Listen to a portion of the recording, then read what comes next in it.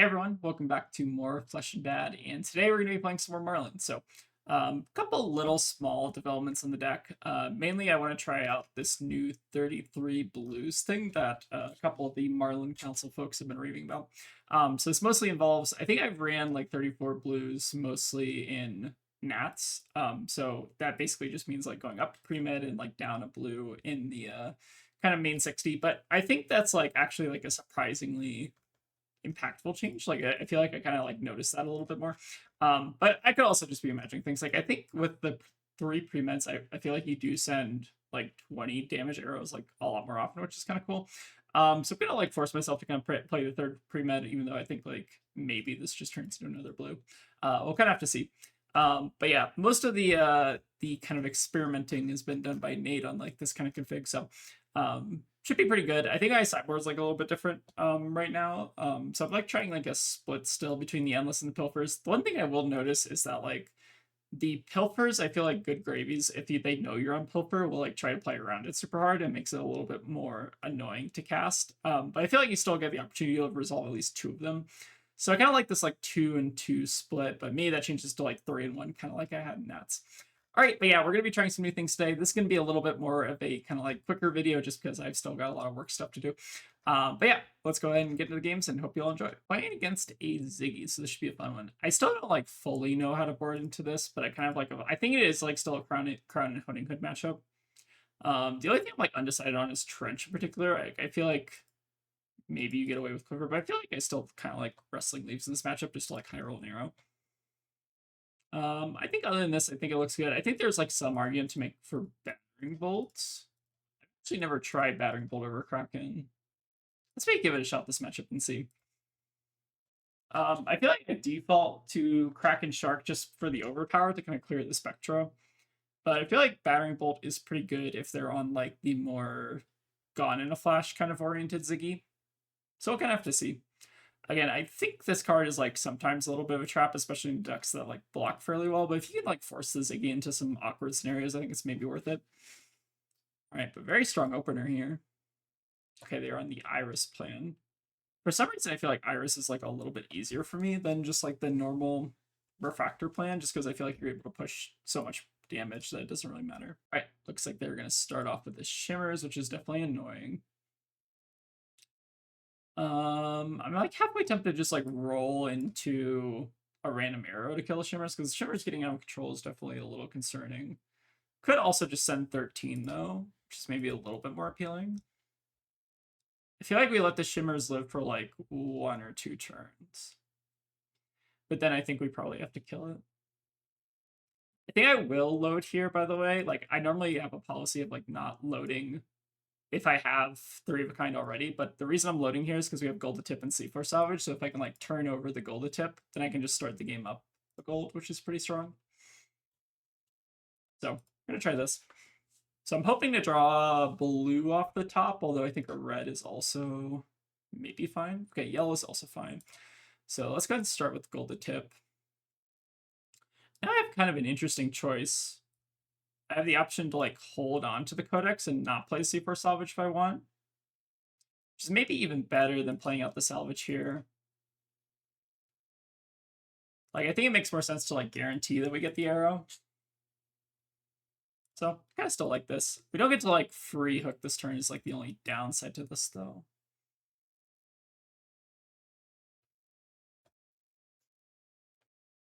All right, so let's go ahead and hold the Catch of the Day for next turn because it's like a nice buff that we can play. But it was like an interesting trade-off there. So we could have like not IP'd with the Codex to go up a gold. Pros and cons there. I think holding on to Codex is still like really, really strong though. We get to like hold on to Codex blue, which means we're like almost guaranteed to send another arrow next turn. I feel like C4 Salvage is maybe like the greedier line there, because like maybe you're trying to like pitch Codex to draw into like 2 blues plus another arrow, and then you don't have to like actually worry about the Codex.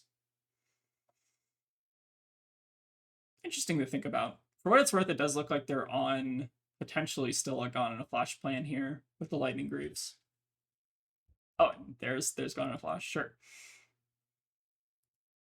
Alright, so take a peek at their hand. Alright, we get a Metamorph from them, so we do need to probably take...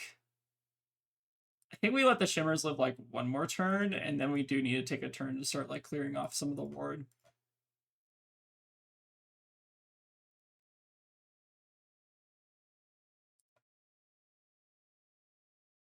Okay, and they also have a Restless Coalescence that they can play after here. Could also just like double Catch of the Day, do some stuff here. It's probably not correct to play both of them out though, because we're only coming in for 14 total. I think we're gonna let the Shimmers live like one more turn and then just keep trying to be a little bit aggressive at their face. But yeah, the Shimmers can definitely be a little bit scary. At least the nice part is that they do want to like move the counter over. They're kind of like resetting the Shimmers, which is a bit interesting. And they're also not able to like fully use their Iris here, which is kind of cool. Okay, let's go and play Catch of the Day. And then I think we're still sending face here just because we do want to kind of clear the Restless.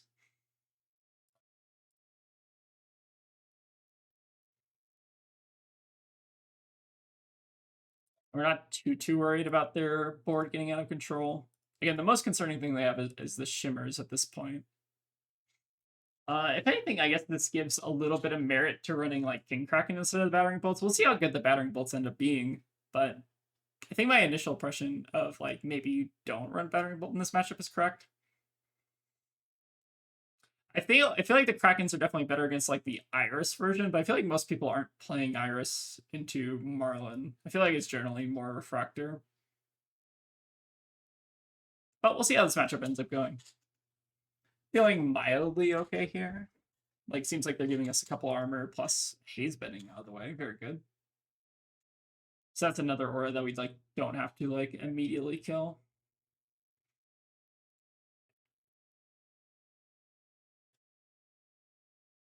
And we'll see if they have a react here. Which I feel like that probably lines up. They like remove the Restless counter. Paid for scene, yeah. Okay. Makes sense to me. But we at least get the Restless out of the way, which is like another source of go again potential with the Iris.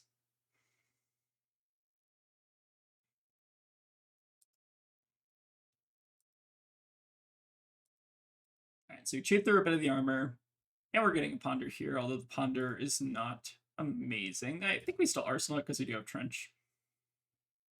So one of the upside of Trench is that you do get to turn over random bad cards that you draw.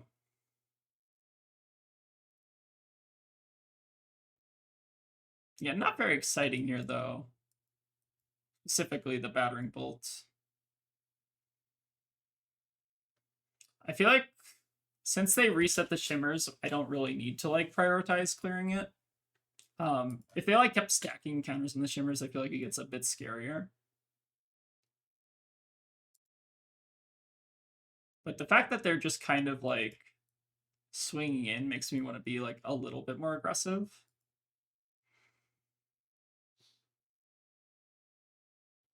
So I think next turn we're going to end up sending a Battering Bolt and just seeing how good it ends up being.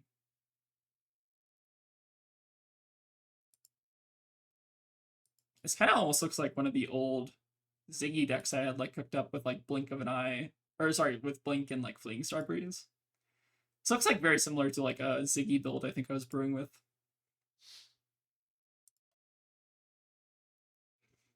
Alright, so let's go ahead and trench away our block card, and then we can do Trophy Shot for 14. It's still a bit concerning though. Actually, I wonder if there's a play where we maybe just like Arsenal Goldfin here, depending on what we draw. Like maybe we send 10 and then just like take an off turn to clear the Shimmers. Might be reasonable. Because I don't know how much I want to commit to this being sent like directly at face.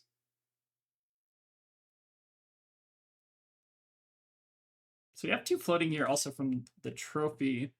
Oh, actually, I feel like there's like a decent play here. We like discard the blue fin, Arsenal the gold fin, or Arsenal the Battering Bolts, and then we like do Murderous Rabble into like Battering Bolt for 10.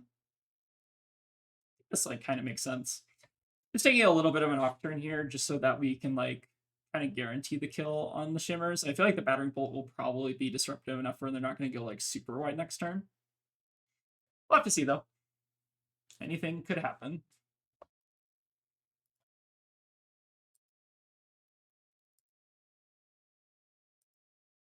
Oh, we do actually want to play the Battering Bolt. Okay, so it looks like you're going to take the 2, which clears the Spectral, and then we can send it for 10. Which I don't actually, like, we're going to find out how annoying this Battering Bolt ends up being, but my suspicion is it's not incredibly annoying. The Goldfin should be fairly relevant here, though. In terms of just blocking and trying to clear this Spectra.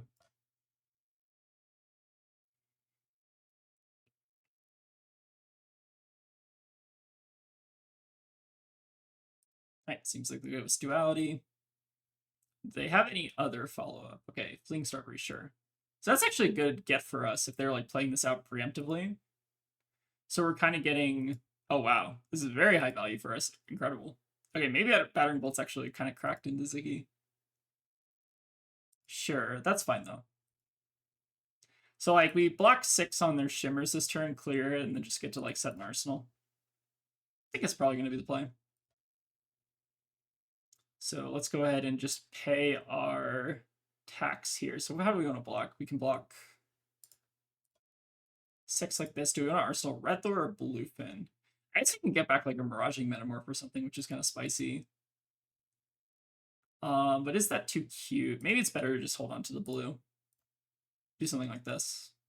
I think that seems more reasonable. A little bit less unhinged. All right, let's go ahead and clear the Shimmers away.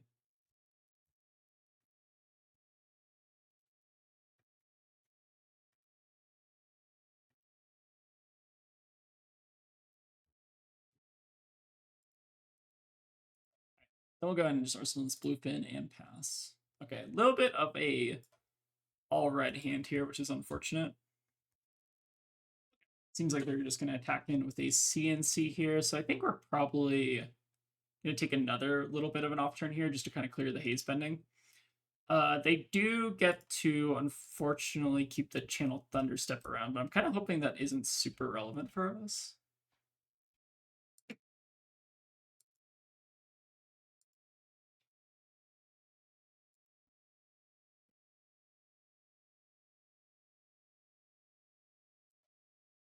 Let's go ahead and clear the haze bending.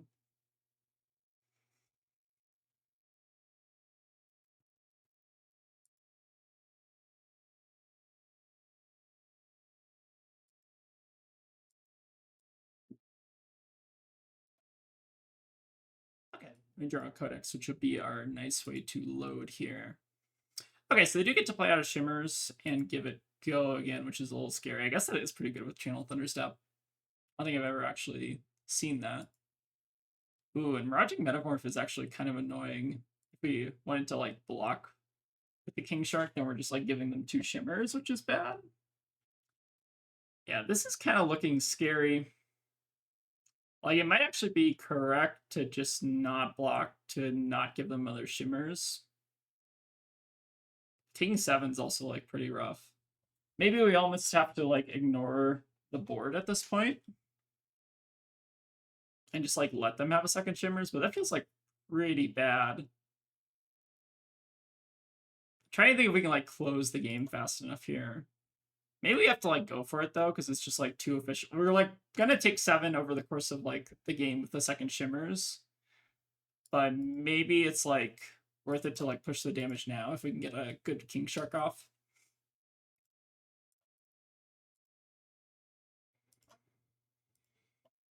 Hmm.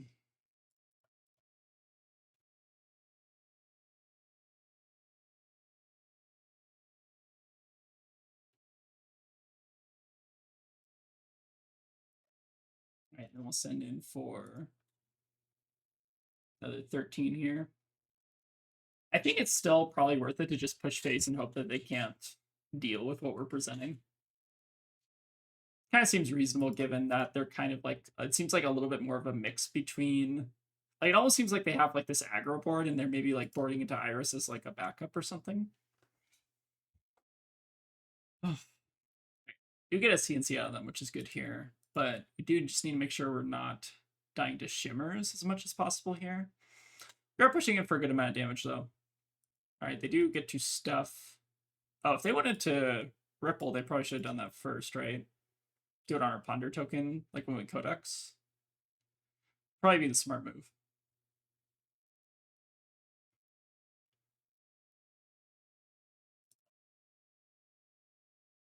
Okay, maybe they're deciding against rippling here. Interesting. Okay, maybe they want to like hold on to her or something.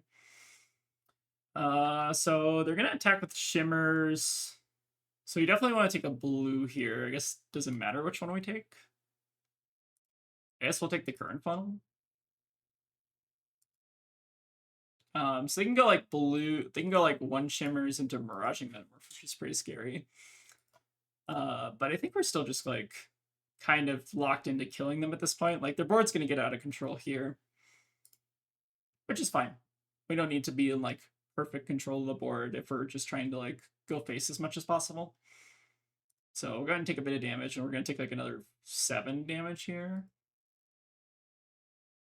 So we're definitely going to like lose that 4 damage basically over the course of 2 turns. From the first time that we popped the Metamorph. So let's go ahead and take this.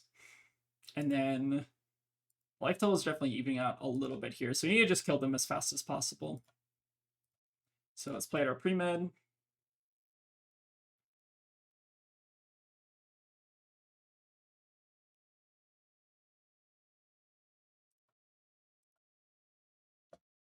then we'll send in with the trophy shot here. It's even like some world where we maybe, oh, maybe even just send the Yellowfin here is just a little bit better. I think it's probably time to gamble that they can't fully block this out. They have no board on the board. They have 1 point of armor. They would need to cover exactly 14 here. If you ignore the tunic. So I think this is probably a, I don't know if this is necessarily a safe hook, but I think it's like a risky enough hook where the 1 gold could end up being like the difference maker of this game. So let's go ahead and attack on with the elephant.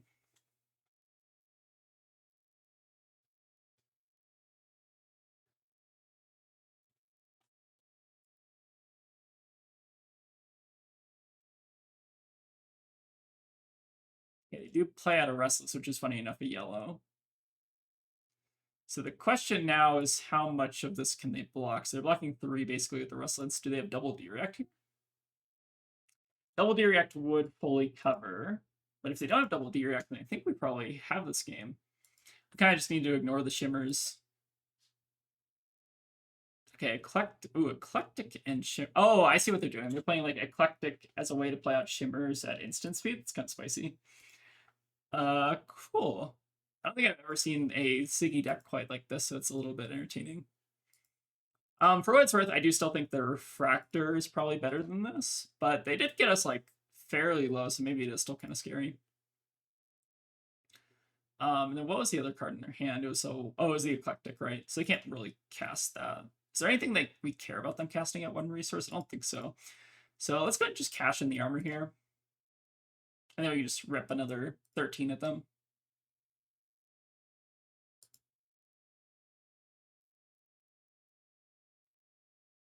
Okay, gone in a flash, sure. So we still can't really do much with that. So we go to 14. We should be able to kind of close the game out next turn, or at least get close. Just need to close the game out before the Shimmers ends up killing us. Which it very well might in the next couple turns here. Assuming that they are able to like block or whatever. Sending 13 is still good here though. So if we did crack gold, we would have actually gotten the ability to send like 16 here instead. I think it's still fine.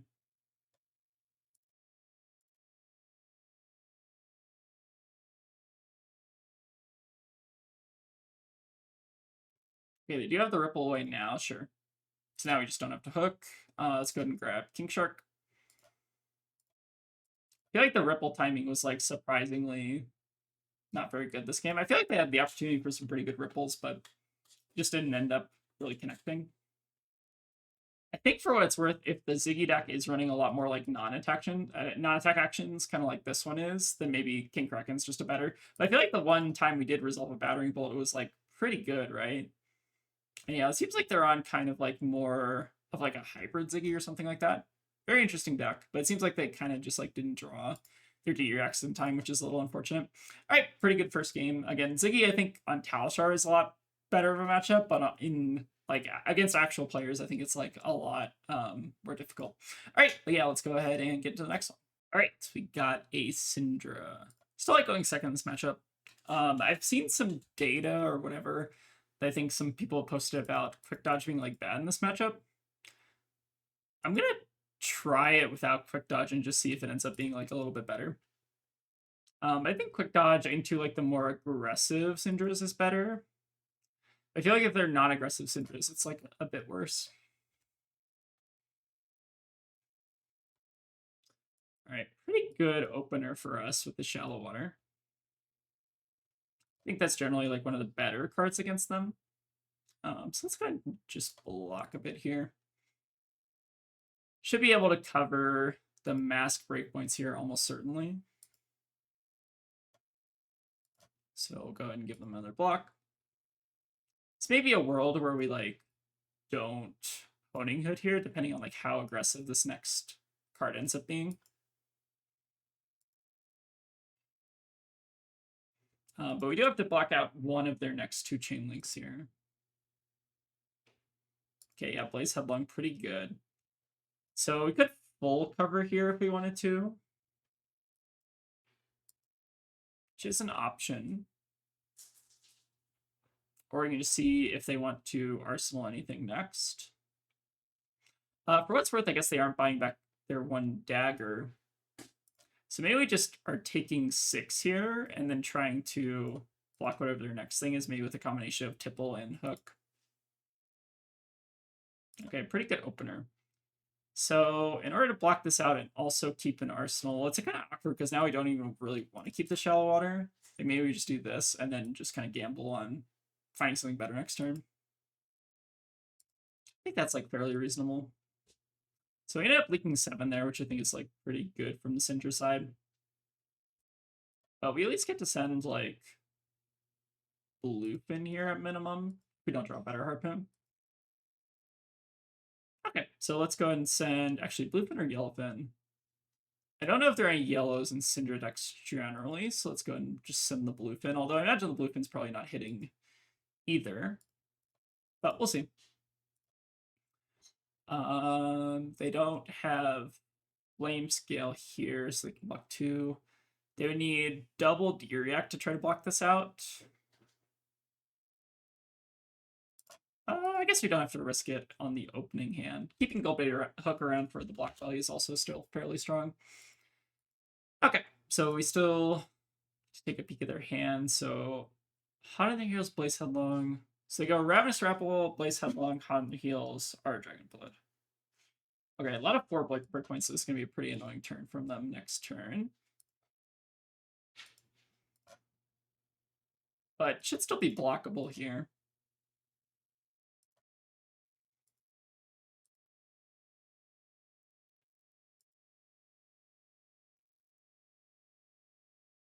All right, so we just want to block on 3 and then use Hook to block on 4.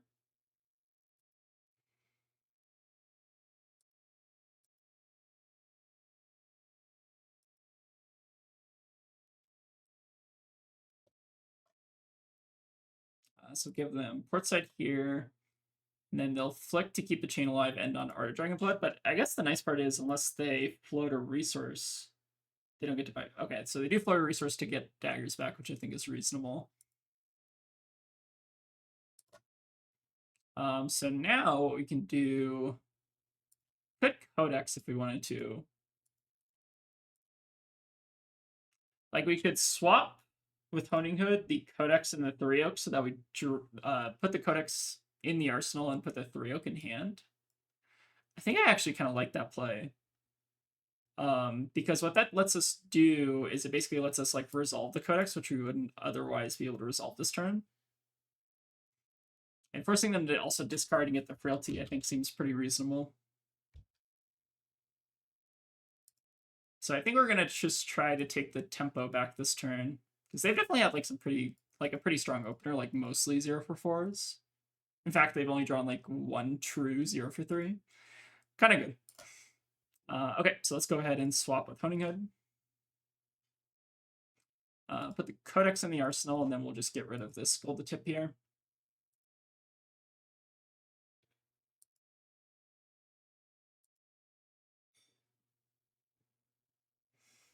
The one downside here is we do kind of have to gamble on getting something off the top.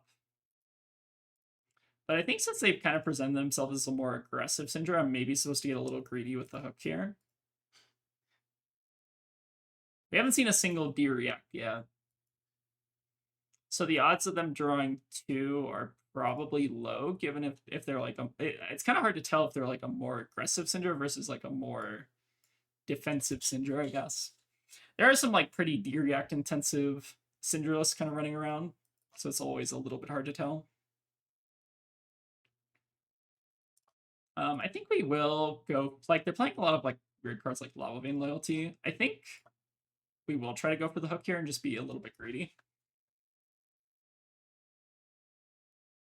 If they don't have the punish for this, I think this puts us fairly far ahead. And okay, looks like they don't. So I'm kind of pinning them on not being like a version of Cindra that's running a ton of reacts. Which, funny enough, I think this version of Cindra is like maybe a matchup where you want like quick dodge plus trench. All right, we finally found a Redfin. Perfect. For what it's worth, I don't think I can necessarily complain about drawing like all of our 3 oaks in the first 3 turns. So overall, I think I'm still like pretty happy with how this game is going. All right, so they play Hot on Heels. No Gogan, though. So I guess we can just kind of take the opportunity to block this here. I don't think there's anything they can play that gives this Gogan, right? Have to be something like weird.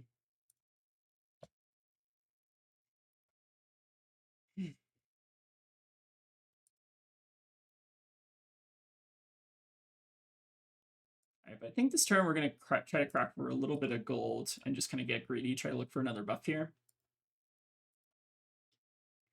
If we don't draw another buff, we kind of leave ourselves open to... Okay, we did draw another buff. We could, like, if we drew a blue there, we still kind of leave ourselves open to, like, sending 10 and then arsenaling the 3 oak, which is also, like, a fairly strong play. But I think this is probably too good to pass up here, right?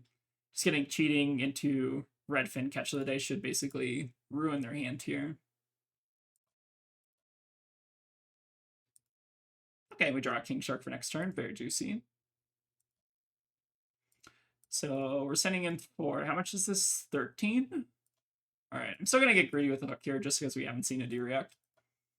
If we lose the hook, we're like halfway through the game. I don't think it's like the biggest deal in the world. Okay, it seems like we maybe scoop as a result of that. So kind of how the Cindra matchup, I feel like, goes. So I'm kind of curious if they were on any number of D-Reacts. It looks like they were on Shelter, Sink, but just didn't draw them. There are some variants of Cindra that are running like Shelter, Sink, Fate, and like the other like 0-for-3 D-React. So against those versions of Cindras, I think like you have to be a little bit careful with your hook. But it seems like this was like being a little bit more aggressive, which kind of makes sense. But yeah, overall, I think that's like pretty much how the Cindra matchup goes. I feel like for what it's worth, like quick dodge plus like the new trench would have been maybe okay this game. But you kind of have to like experiment and play around with it. I think into like the slower version of Cindra, which I'm more like afraid of, that setup's like a little bit worse maybe. All right, pretty good one. Let's see if we can get one more. All right, it's playing against a Marionette. So let's go ahead and grab our boots. They're gonna go first, so bring in Honing Hood. And I think we're just running the main deck, right? Nothing else I'm missing. Okay, cool. Let's go ahead and run it like this. Okay, Captain St. Cloth. Pretty good opener. At least the nice part about this is we can kind of just like... So it's a bit awkward. They can follow up with Clave because they have the one floating, so I think we can't afford to necessarily play around to attack react here. So I think we're probably just doing this and just like arsenaling the Yellowfin, even though we're not super happy about that. Maybe end up blocking with cheating on second dagger here, and then just kind of see what they do. The tricky part is playing around Leave No Witness, especially. Which I think we should be able to do here because we have Hook plus cheating. So I don't think they really have like a way to push this necessarily. Okay, cool. There is always like this like scary ideal hand that they can have where it's like multiple like leave no into like dagger, go again, attack reaction. I feel like in general they just like don't have that hand. Actually, I'm probably not gonna hook here. I think I'm just gonna send 11. Make them deal with it. I think it's like relatively safe to hook there because we do have like the red fin as backup. But I kind of want to like keep the red fin, so if they block this, then it kind of becomes annoying. Like we're trading red fin for a gold, which becomes awkward. And like this deck can block fairly well, so like throwing a card away for a gold doesn't seem like super worth. Okay, it seems like they probably like would have been able to cover it in some capacity. Okay, well now it's a little bit unfortunate getting the inertia trap off. Maybe I was supposed to actually get a little bit greedy with the hook and just pretend. Oh, I guess I didn't have to like hook this still. I can still discard it here because they decided to block it out. I guess this still works out, right? Sorry, I'm like overthinking this. So yeah, we still end up getting a gold here if they do go for the inertia trap, which is kind of nice. Okay, we have a nice turn.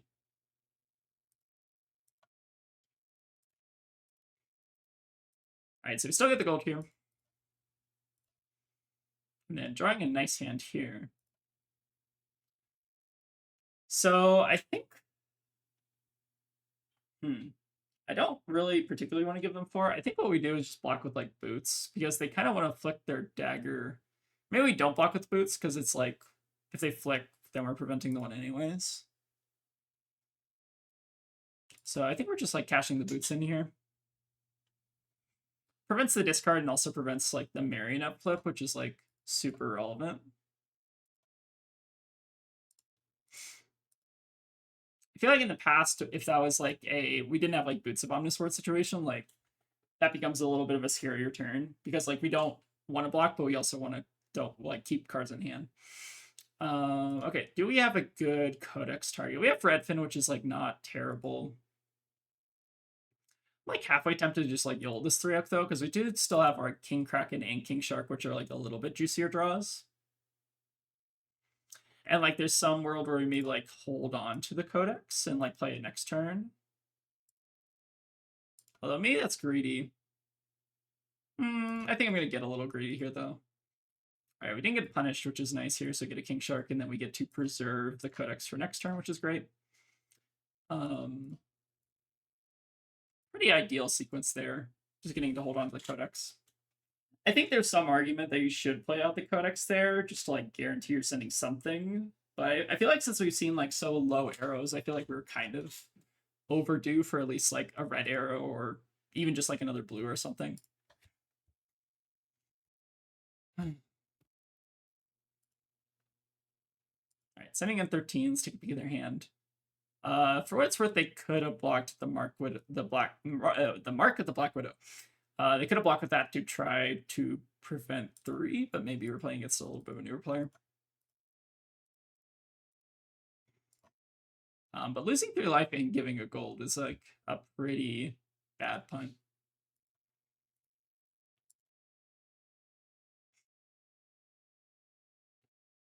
Kind of curious what they end up doing here because they do have 2 dagger pumps, so they could end up going like they could just try to go for daggers here, or they could also pitch the red here to just send in 5. Like 5 and a Codex. What do they get back off Codex? Probably just like Mark of the Black Widow at this point. So I don't really think we particularly care. We have to block 4 here, which is like a little annoying. But it should be fine. Could also just take the damage, which would prevent the Arachne flip, and then we like discard our Codex and then play out ours. Maybe that's actually better is to just like deny the mark here. We like lose this card, but we're kind of like losing value anyways if we have to like pull Tunic and then also block 3/4 here. I think we're supposed to like take this damage, even though it seems like bad on paper. We're like denying the flip, which I think is like fairly important. So discard the Codex and just hold 12 here because of the frailty.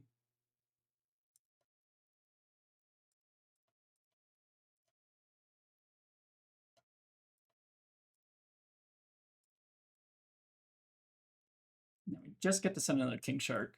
And the nice part is that we're also kind of denying like Mask of Deceit value if they're trying to get a Calycera. I think this is one of the ways that we can kind of like keep them off of their highest like value potential, is just like not giving them a dagger. For what it's worth, they could still like try to random roll into something, but I think that's like generally not good practice. Which it seems like they're maybe going to do. Oh no, okay, they're giving us Black Ticks instead. Makes sense. All right, Fate. But do they have another D-React here? Okay, they do. Not the end of the world. We're still putting them on like a 2-card hand here, which is like more than fine with me. Okay, and we ponder into King Shark. Always feels good. All right, let's go ahead. I forget what they got back off of this, but I don't think it matters because we're probably just throwing 3 in front of it anyways. I think it was probably just a Mark of the Black Widow, right? Probably makes the most amount of sense. I think it, or maybe it wasn't. Wait, what did they get back off the Codex? Or did they get it back anything? Maybe also, maybe this is also a random card. I forgot. Okay, if that's the case, though, it's in an extra 3 here, but maybe holding King Shark or the Shallow Water in Arsenal is still like fine. Don't feel like I need to like super commit to like cracking a ton of gold there. I think that was a hand where you could get like at least +3 out of gold, but I generally like to try to save it for hands that I kind of have to like bail out more than anything. Like I feel like I do have to be like a little bit more restrained, I guess, with your gold if you're running like a lower blue count. Okay, block out again, which is fine. Again, we're kind of just waiting for them to take the off turn where they kind of want to just like set up dagger or something. Okay, they have Meat Madness here. I think we're like supposed to gamble on this, but I guess we can just like block 3, and if they want to flick their other clave, then they like clear the mark, and we're kind of like fine with that. So let's see if they want to gamble on the clave. I don't think they should. Like going to 0 clave is like very suspect. Okay, seems like they want to do it though. So we're going to take the 66% chance to get owned here, but we have a 33% chance that they just like do nothing, which is also pretty good. We have to discard a card. It's not the end of the world here. Losing the Arsenal will be a little painful. Okay, discard a card, sure. Not really the end of the world if I'm like getting rid of their last dagger here, which I think is a pretty big deal. This actually might be a hand where we want to crack like a little bit of gold. Like I'm thinking about just like sending this tipple here. See if we can get a little action off the top. Okay. Red draw is a little unfortunate. But we can maybe crack and try to fix this slightly. Okay, yeah, gold to tip probably means we stop there though. So let's go ahead and Cheating Scoundrel. They still have to block this for what it's worth, so it's like not bad. But I guess playing the tipple there was greedy because then we're not sending Shallow Water for 9. Yeah, maybe that was too greedy. I think we draw blue there for what it's worth. Like, it's pretty good.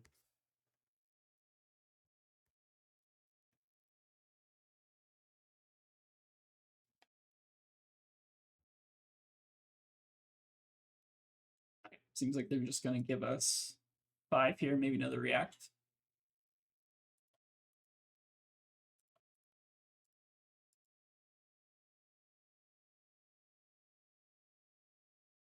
Okay, gonna give us the full 8, sure.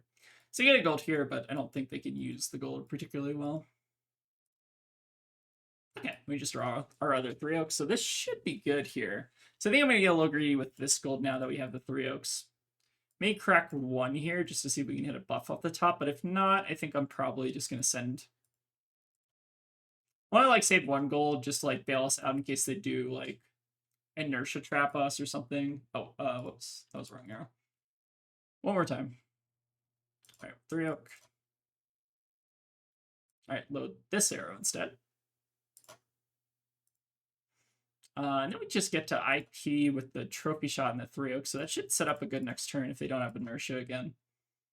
For what it's worth, I also probably should have overpitched this, but I've already undone once this turn, don't want to undo again. Overpitching there is pretty good, though, because if we get to like turn this into a blue, I think that's like fairly high value. Okay, Feral Trap, sure. All right, take a peek at the hand. All right, up sticks, juicy.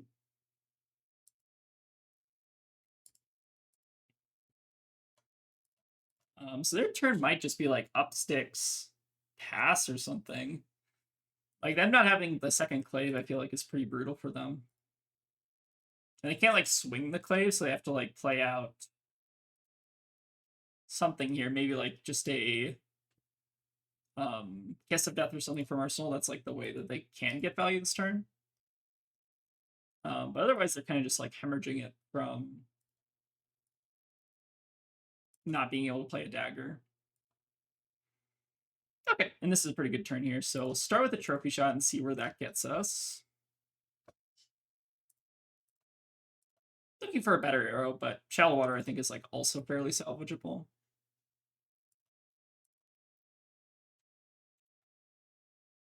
Okay, King Shark's a little bit better here though. So I think, do I want to overpitch this Shallow Water? It's like kind of tempting. How many codexes we use? I think we pitched one. Might have one coming up. I think it's probably like fine to just go and Arsenal it here. Want to keep the catch of the day in case we end up doing something with it. I guess there's like no way to give this go again anymore right in the deck because we're not running Tip the Barkeeps. So catch is still like whatever. Maybe we should pitch it, but it should be fine. Still sitting up for 14. We're still at a pretty decent tempo advantage. And I think our opponent definitely like kind of mismanaged a lot of their dagger stuff here. Okay, so you get to take a peek at the hand. Kiss of Death, Tarantula Toxin, Reaper's Call, and Meat Madness. I think I'm like kind of supposed to just take the Kiss of Death here just so they can't like T-Tox something. And then just like eat the Meat Madness and just see what happens. There's also a world where I just like take the Meat Madness and just like take damage. Maybe that's better. Just don't want to get disrupted on the one turn. Like they're not going to kill us off this hand, so like we might as well just like take their disruptive kind of piece of their hand. I think that seems reasonable. I think there's like also an argument that you just take the like Kiss of Death so they can't like T-Tox it if you want to block next turn, but I feel like we're not really in a situation where we like actively want to be blocking.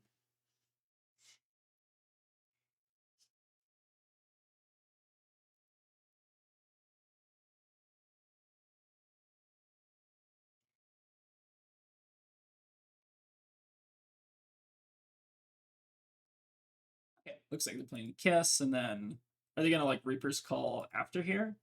They probably also, for what it's worth, should have played out the T-Tox just so they get the extra +3 there. But I'm not sure it really matters for them at this point. Let's go and crack to look for like one more buff here. I think we got like a decent enough gold pile where we can like try to end the game. Let's crack like one more. Maybe set at like 2 gold. Ooh, okay. I is making it a little bit more tempting to crack even deeper. Should be able to find at least one buff here. Ooh, that's 2 very good buffs. Can we do everything here? We can, right? Crack a gold. We just don't get to play the catch, which is fine because the catch wasn't doing anything really for us anyways.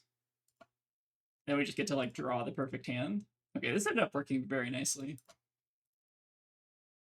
I think if I didn't know what the top 2 cards of my deck were, it's a lot more tempting there to just pass or like to just keep the 2 gold and kind of just sit at like 2 buffs. All right, it seems like they saw the writing on the wall, so pretty good one. And this deck just like once it starts getting going, it just kind of hums. It's very nice. Like I feel like the average value return in that game wasn't like super impressive, but like it just felt like very, very consistent, which is nice. All right, so those are some pretty good games. Again, we're still kind of practicing Marlin for the upcoming Pro Tour Vegas, which I think, again, this is the deck I'm going to be bringing. I feel like it was a pretty good pick for Nationals, so I think it doesn't really get too much worse until like Mastery Pack Warrior comes out. But yeah, for now, I think the deck is still really good. And even when like Master Pack Warrior comes out, like there's maybe like some additional tech that we can maybe add, like maybe some combination of like battering bolts and lace of frailties or something like that. But anyways, I'm excited to keep kind of working on this deck on lead up to Vegas. I think we're like starting to kind of converge on kind of like an agreed upon list. It's feeling pretty good, I'd say. Definitely takes a little bit of like adjusting and kind of getting used to kind of like the different ratios and stuff, but I think overall deck still feels really, really good and strong. But anyways, thank you all for watching. Hope you all enjoyed, and I will see you all next time. And a special thank you to all the folks who decided it would be a good idea to give us $2 on Patreon. We really appreciate the support, but it's obviously never required.